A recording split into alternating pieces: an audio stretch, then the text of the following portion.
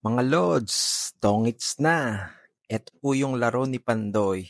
Huwag kayong ma-offend ha, kasi sa tongits may kanya-kanya tayong diskarte.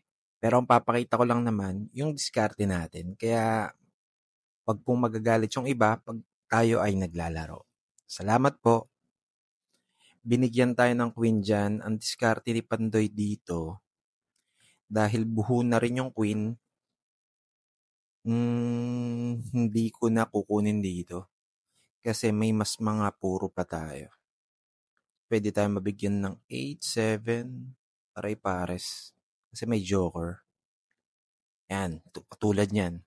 Nakuha natin yung 7, pwede natin bigay yung 8 dito, kaso pwede dun sa 10. Kaya 6 na lang yung binigay dyan.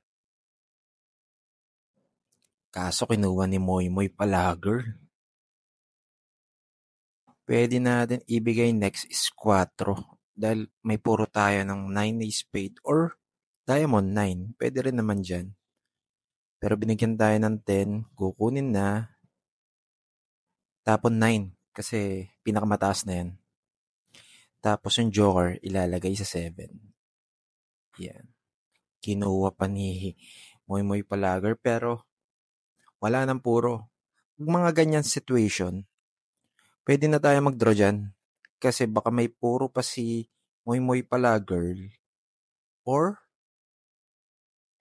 pwedeng mababa na lang siya. Pero wala na rin tayong chance dito. Papaubusin na lang natin yung baraha dahil wala na rin tayong pares. Kaya pwede nang i-draw ito. 14 na lang din eh. Wala nang puro. Kasi may chance, pag hindi mo pa siya dinraw, bababa pa yung kalaban mo. Yun yung malaking chance. Oh, diba? Mataas pa sila. Kaya saktong-sakto yung draw natin dun. Yun lang yung tips ko, kaya nasasabi kong may kanya-kanya tayong diskarte. Pwede rin kayong hindi maniwala sa akin dahil sabi ko nga, may kanya-kanya tayong diskarte. Next round tayo. 2 video lang to na ni-review ko na pwede ako magbigay ng tips lang sa mga baguhan sa Dong It's. Yun lang. And then, next game tayo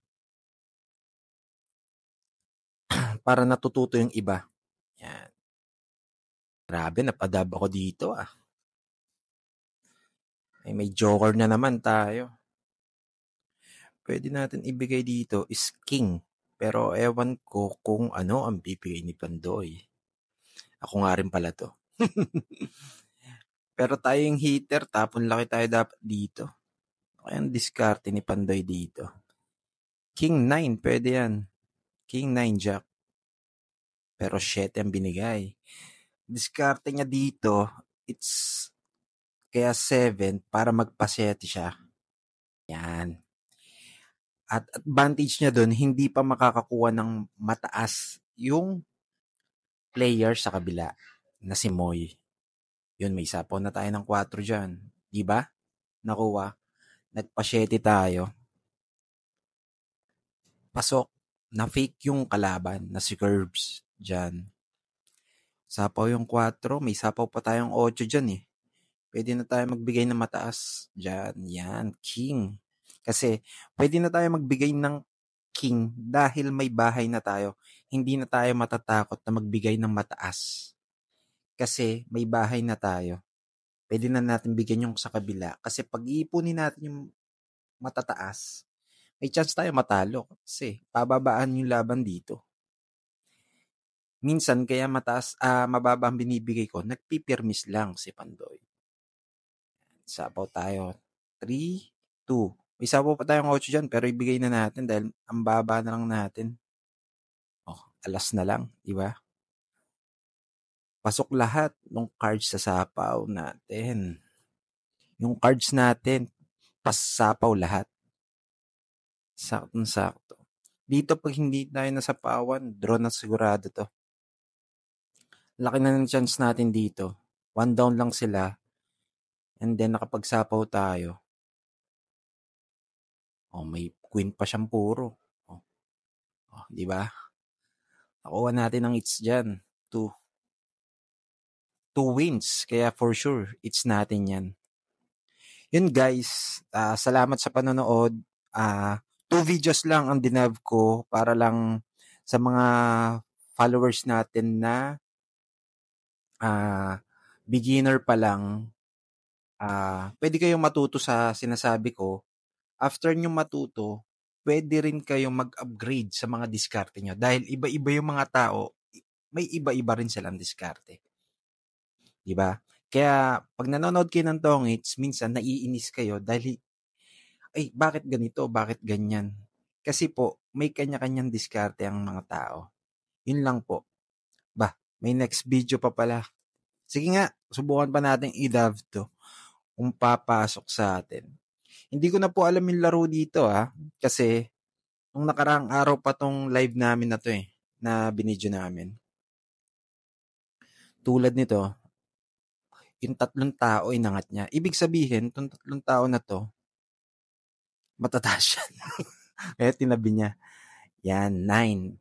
Hindi mo na siya nagbigay ng tao dyan kasi heater siya and then, doon, kaya nagbigay siya ng 9. Kung kukunin niya man sa 9 yun, may chance tayo. Pag tryo, walang sapaw. Pag diamond, may sapaw. And then, magpapanayin tayo kay curves. Yan. Kaso, binigay niya 6. Pasok yan. Sapaw yung queen. And then, king na.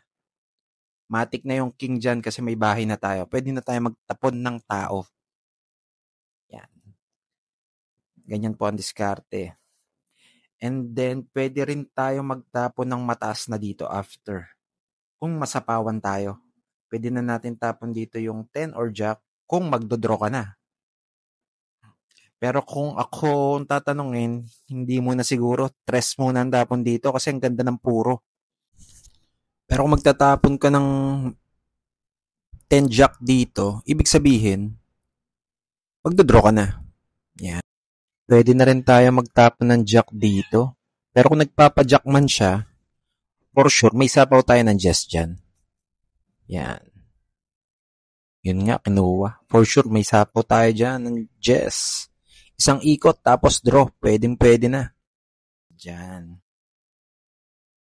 Sakto. Yung tapon natin, pasok yung Jess. Bubunot pa siya, for sure. Kasi, may tapon siya na Jess na sapaw. Baka alas pa yan. Jess. Yan. Diba? Pasok lahat. Wala na rin puro. Ang puro mo na lang dyan is alas. At ang joker. Nasapawan. Ibig sabihin, pag nasapawan ka, isang ikot hindi ka makakapag-draw. Si Curbs ang nag-draw. 7 pa tayo dito. Bilang natin is 7. Buo kasi yung 7. Yan. 5-2 and dalawang alas. O yun. Rest back si Curbs dito dahil 7 rin siya. Ibig sabihin, tayo yung panalo dyan. Kasi si Curbs ang nag-draw. Siya po yung nag-draw. Ibig sabihin, tayo yung panalo pag rest back. Pag parehas kayo ng bilang. Kuha po. Yun. Bali nakuha natin dyan. Pangatlong hits. Sakto yung video natin dito. Nakatatlong hits Pero pag naka-live, puro talo. Yan. Thank you sa mga natuto.